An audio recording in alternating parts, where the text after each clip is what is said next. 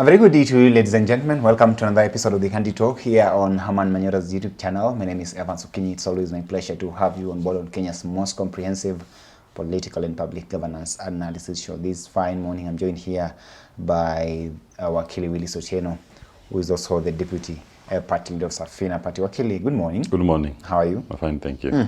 Yes. Seemingly, things are getting a little bit different in the country. Not really different, but then, of course, we've seen the former Prime Minister reiterate his partnership and working with President William Ruto along. But then so many people are actually wondering about what is it that is actually happening. People are questioning the kind of leaders whom we have in this country and how they portray some sort of double standards when it comes to this. What do you make of the kind of leaders whom we've had over the years, and maybe the change that could be necessary so that we have people who really have the interests of the common mwananchi at heart? You know, Kenya for the longest time has been led by what I call legacy politicians. And the legacy politicians are people who are in public space for their own selfish interest. They want to occupy positions for themselves.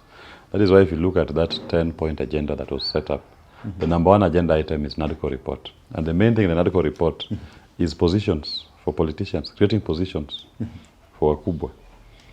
That is the legacy politics that Safina party rejects.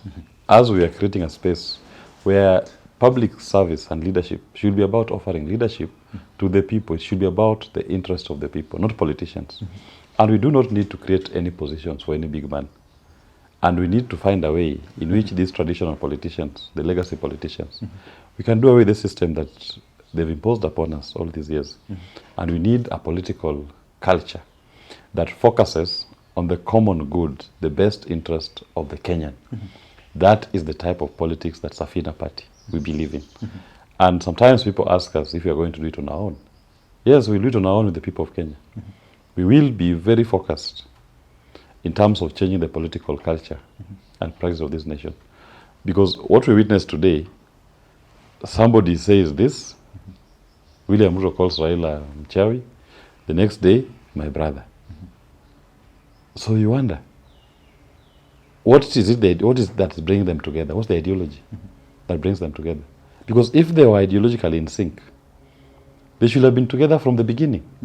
They ought not to have gone to a competition the last election. Okay. They should have been in one political party. So for you, the problem with our leaders, is it about the principles or the ideologies, or what is it? No, the ideology the underlying ideology that informs our politicians today is personal interest. Is them trying to carve a niche for themselves. People are looking for positions for themselves. So if there's accommodation in the executive, why not? We join. If there's an opportunity to kick somebody out, we join the other side, we kick him out to occupy those spaces. But that's not the kind of politics leadership that we need in this country. We need a leadership that focuses on people interest, people-centric.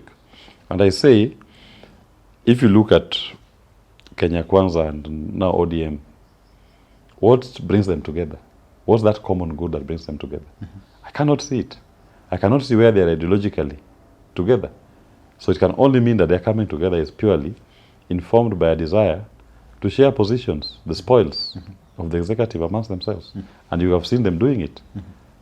If you're in a position political party like Safina party, you offer yourself as an alternative government and you come up with your policies, educate the people on your policies, an ideology that you believe can change their lives. Our ideology as Safina party is supply-side economics. Reduced taxation, less government, private sector driven. Those are the three key pillars that we'll work on. And we believe with these interventions, the Kenyan people will unleash their economic potential in ways that have never been seen before in this country. Because with their innovation, with the ideas that they have, with access to capital, what can't they do? The new markets that they can be opened up for our products across the continent and even globally is going to lead to an economic boom here that has never been witnessed. But the legacy politicians don't want that. Because if you have money in your pockets, you're a little king. You become a threat to a legacy politician. So that the conversation will be reduced from asking for 100 bob to attend a rally to what ideas do you have to improve my business? How many legacy politicians can have that kind of a conversation? The rather you discuss imeleta barabara. Those spaghetti roads you see in the United States of America or even in China, do you know who built them? Do you even know when they're being launched or built? Not really. No one cares. Then they focus on the key issues of the people. What is your policy doing to bring dignity to the people? People debate politics based on your ideology. What are your interventions? What do you believe in? Not based on which road you built. Okay. The politician wants you to be in that space. Or they go out there and give you 100 bob. If you have an empowered population, the 100 bob will not happen. Okay. So talking of re-engineering our politics so that it's more of people-centered, that is, it's one that would actually focus on the interest of the people. Raila here says, here, look, my principles haven't changed. My ideologies haven't changed. I still believe in the interest of the common mwananchi. But then I see this is the right path to follow. Would you differ with him on that? You know, I'm not the one to judge him whether his interest or his ideology has changed. The jury is out there to make a decision on it. But all I can say is that there are certain things that William Ruto has done which are open and in the public domain that militates against any political conversation with William Ruto and his administration. He has killed our young people. The administration has killed over 61 young people. It has abducted more than 200 young people. It has messed up this economy. It has messed up the education sector. It has messed up the health sector. The state of despair amongst our young people is unbelievable. So, how does working with William Ruto lead to a better Kenya? When you look at public debt, one thing that I want Kenyans to pay attention to, in the Central Bank of National Treasury release of actuals of revenue and expenditure, that is a Gazette notice that shows the actual amount that the Kenyan people paid as tax and the actual amount that the Kenyan people paid in debt finance. Actuals, not estimates. These are actuals. In the month of February, in the Gazette notice of 28th of February, National Treasury says the Kenyan people paid as tax 152 billion. In the same period, the Kenyan people paid out as debt finance 158 billion. Which means every single coin that Kenya people paid last month as tax went to debt finance. All of it. And there was still a gap of 4 billion. William Ruto and his administration went to the market, illegally borrowed 148 billion, used part of it to retire the 4 billion that was still outstanding. So you're now living on Fuliza or Tala.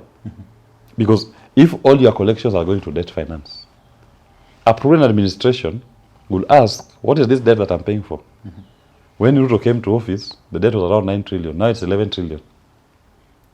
And hence the appetite to increase your charges, taxes, and levies. And you're going to see them increasing your taxes. You're going to see them transferring back responsibility to pay for costs that government will either accommodating. That is why you see Shift Share is not working. The underlying issue is that let Kenyans pay for their own health care. That's why university funding model is not working. The underlying issue is send it back to the Kenyan to meet the cost of his education. Because the money we've collected is not enough. Okay. We are messing it up in debt finance. So, how will it help? In fact, I feel sorry for Raila Odinga that he has now to be judged based on the lenses of William Ruto. The mark of the skunk that Mbadi talked about is now right there with them. And they've embraced it. Because I don't see any other formula that you're going to apply to sort out this economic mess without opening the debt register. Even in a family, if you are spending all your salary that you're earning to pay for Fuliza, tell me, for crying out loud, how is that family a going concern?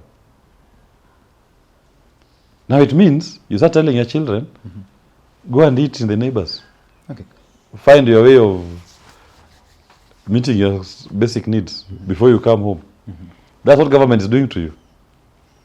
They've spent all the revenue that they've collected from you in tax to pay for debt, for Fuliza. Now they're telling you, go to the neighbors to have lunch. That is why they're telling you, go and pay for your own university. Okay. Go and pay for your own shift share, healthcare system. They are shucking the responsibility back to you. Talking of how the goalposts are actually shifting here, because you see how we are actually having this show right now, and how you're actually talking. It's the same way John Buddy was talking the other time. The likes of Opiyo Wandayi were also very critical of the government back then.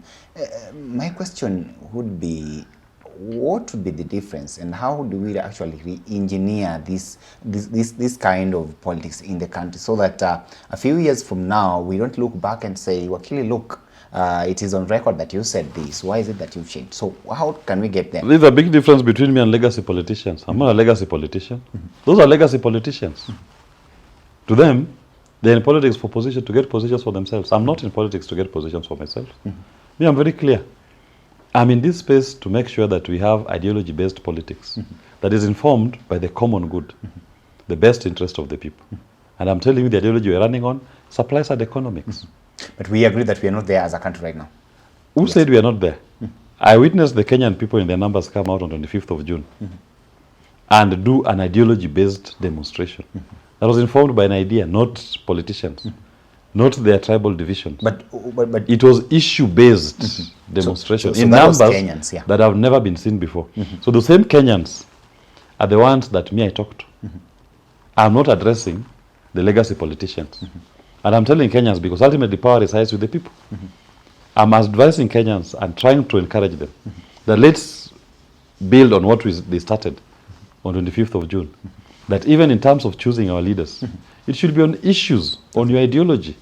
And we have a good debate on what is the ideology you're running on. Not that you are my tribesman. Now we are all happy, we are going to vote based on the tribesman. That is something we should reject. Let's have a candid discussion and a debate amongst competing political interests or factions. And we interrogate and ask them questions, poke holes on everybody's idea. Out of that, we will get the best for the people of Kenya. But a legacy politician says, once my tribesman is in an office, we are okay. But yet, the same tribesman slept hungry. The same tribesman is dying of preventable diseases because they can't afford healthcare services. The same tribesman can't go to university school education. The same tribesman has graduated, is jobless. How is it benefiting you then? That makes sense. That is the kind of politics that Safina party we don't entertain. We don't subscribe to it. And even if you're only the two of us, Jimmy Wanjiga and myself, we will sleep comfortably at night because we're doing ideology-based politics. And more and so, progressively, more and more Kenyans are going to be in this space. And I do believe that why they've not been in this space up to this point in time has been because for the longest time, they've been fed the legacy politics of Mtuetu, our tribesman. Now, there's a new product in the market that is selling what we are calling issue-based ideology politics. That it's about the people, not about Mtuetu. How long do you think we have till we, quote-unquote, get rid of what you're talking about here, of legacy politicians and the kind of politics that they play? The legacy politicians now are scrambling for survival. Their time is up. They say that that politics is a game of cards, and maybe they see that these some of the things that you people on the other side who are trying to bring up this novel idea definitely do not understand, that you need to actually play your cards well in the right way, so that, because at the end of the day, the sole purpose why even you are getting into this field is for you to acquire power.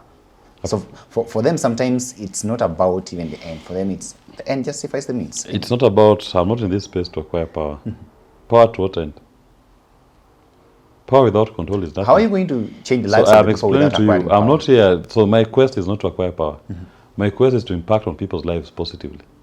That's my quest. How would you do that without So power is just but a tool. So I'm not here to acquire power. Me, I'm here to spur political conversation that focuses on the people's issues, ideology-based politics. And on the economy, we've gotten our first liberation, independence. We got our second liberation, political rights anchored in the Constitution. It's now an opportunity for us to get our third and final liberation, economic liberation. That is what I'm talking about. I'm sitting here as a freedom fighter. I'm forcing a debate, a discussion on the economy. And I want all Kenyans to be in that space. Our politics should be based on what are your economic policies, and are they going to improve on our lives? That is the space I am in. I'm not here just to acquire power. To use it for what purpose? If you don't ask someone why they want power, that is when you end up with the likes of Kasongo, who gets into the kingdom and turns into a clown. And now the whole kingdom turns into a circus. So beyond the conversations, how then do you actualize your dream for the people without acquiring power? That's why I'm talking to the people. And power resides with who? Power is with the people. And this conversation is being had with the people. And the people, once they're enlightened, and they realize that there are more alternatives in this political scene, they will come. They will buy into it. You are going to see the conversation in this country change from personality politics to issue-based politics. People will say, what is your economic promise to us? Let's hear it, okay? And they ask you questions. Is it workable? Yes? No? Turn it this way? What will be the impact of this? And then people say, this is a rational leader that we want. It is time we start choosing leaders, not politicians. Because a politician looks for power to build his own stock. A leader looks for power to change the lives of his people positively. A leader can never send his policemen, the people's policemen, to shoot them. A politician can do that. A leader can never go to sleep hungry, full, when his people are still hungry. A leader cannot go to sleep when there are people who cannot access healthcare services. A politician will do that. In fact, very soon you are going to see politicians hosting iftars here in 5-star hotels and state houses. When the people, some of them are sleeping hungry. That a politician can do, but a leader cannot do that. I'm aspiring to be a leader, not a politician. So nobody should ask me that he should run for MCA, MP, governor, senator. That is just going to do the same things that the politicians have been doing. As we are changing the metrics, we are changing the conversation to be about electing a leader who will impact positively on the lives of the people of Kenya through his economic policies and interventions. Not someone who becomes a lord unto you, that he walks around with 100 bobs. So he bribes Kenyans to cheer him, and that is it. The culture has to change. That is what we are about. That is what Safina party represents. And you will be shocked that more and more people are aligned to that kind of thinking. And all we've done is just we've taken the courage of our conviction to come out and offer ourselves as a plank. But I do believe there are so many other Kenyans who share these ideals and who wants to see a country that the politics is informed by the things that Safina party represents. Do you still maintain that President William Ruto is not winning 2027? President Ruto will not win any other election in this country.